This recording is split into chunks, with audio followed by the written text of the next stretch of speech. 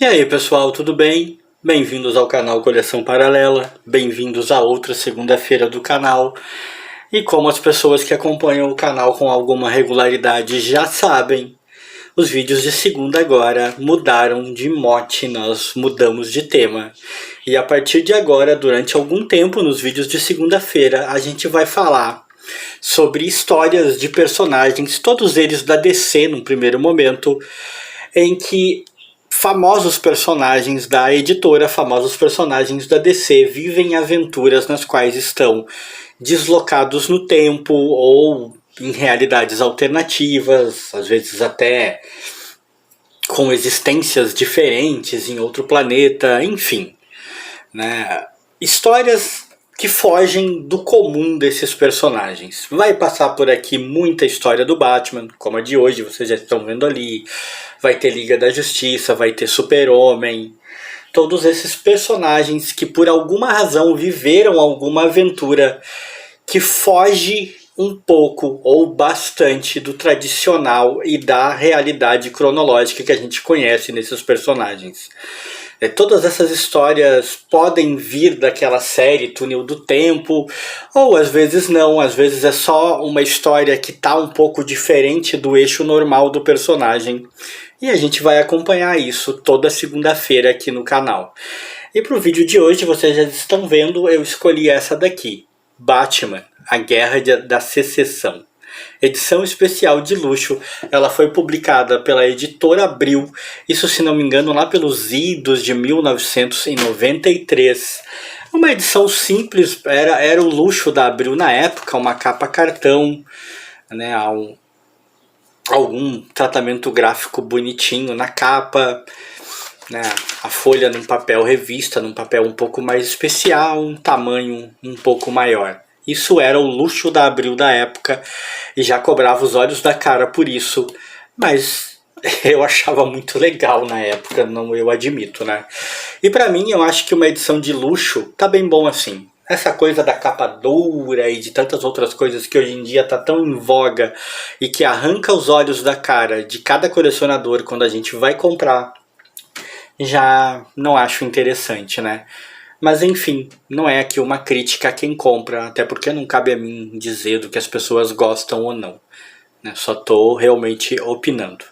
Mas enfim, embora esta revista aqui seja a segunda a aparecer no novo assunto, no novo quadro das segundas-feiras do canal, ela é a primeira revista com essa temática que me caiu em mãos.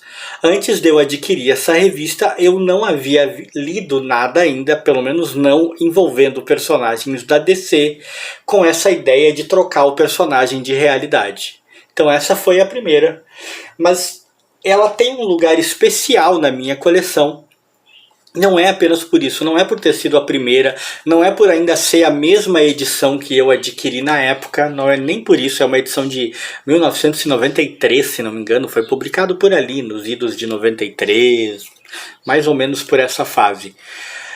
E sim, porque realmente, na minha opinião, é uma das melhores histórias, não só do Batman, né, não só do personagem, mas dessa ideia, desta linha de personagens deslocados, de túnel do tempo. A Abril, aliás, fazia questão de colocar na capa, né, túnel do tempo. E é uma das melhores histórias, um dos melhores roteiros criados para esse tipo de história. E eu sempre gostei demais, cara. Eu achei essa história fantástica. Tanto que eu li e reli ela muitas vezes. Com o tempo, à medida que os anos foram passando, eu fui perdendo o hábito de ficar relendo muito as histórias em quadrinhos. Quando eu era moleque, eu relia muita coisa. Eu lia e relia constantemente muitas das minhas histórias, né, das minhas revistas. Mas ultimamente, depois de algum tempo, eu fui perdendo esse hábito. Eu não tenho mais tanto hábito de reler. Eu releio pouca coisa, mas essa sempre teve um lugar especial. E eu sempre tive vontade de ler e reler, para vocês terem uma ideia do tanto que eu gosto. É uma história que foi escrita, né, pelo Elliot S. Maggin e o Alan Weiss. O roteiro é do Maggin e depois os desenhos do Alan Weiss. Eu não conheço muito esses artistas, admito, né? Mas esse trabalho deles, pelo menos, é na minha opinião, irretocável. É um trabalho incrível. E eu vou dizer por que é incrível. Porque simplesmente nós estamos falando de uma história em que um cara que se veste de morcego foi introduzido num dos maiores acontecimentos históricos dos Estados Unidos, né? E um dos mais trágicos também, que foi a Guerra Civil, a Guerra de Secessão. E o cara tá introduzido lá em meio a esse cenário de tragédia, de revolta e um cenário real. E cara, você consegue achar que faz sentido. Isso não é muito louco? Tipo, à primeira vista, um cara vestido de morcego em meio a uma guerra civil que você sabe que foi real, parece apenas absurdo demais. E à luz fria da razão, realmente é absurdo. Mas quando você começa a ler a história, a maneira como ela vai sendo costurada e introduzida na realidade, ela consegue começar a ganhar tons de realidade que você gosta. E você passa a não duvidar, você passa a achar que faz sentido. Os personagens históricos reais começam a aparecer, como o próprio Lincoln. Aparece aqui também o Wild Bill, né, famosíssimo personagem, né, do Velho Oeste americano. Todo mundo conhece, difícil alguém que não ouviu falar, mesmo que você não goste de história ou mesmo de faroeste. Mark Twain aparece aqui, né, o Samuel Clemens.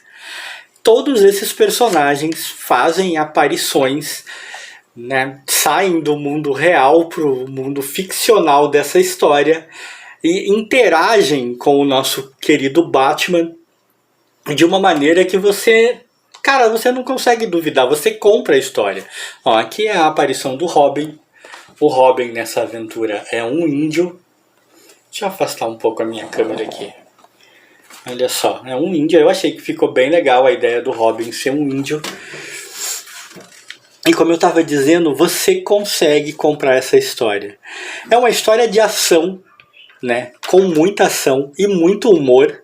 Tem bastante humor sem que seja um humor galhofa demais, sem que seja um humor que faça com que a história fique por demais idiotizada.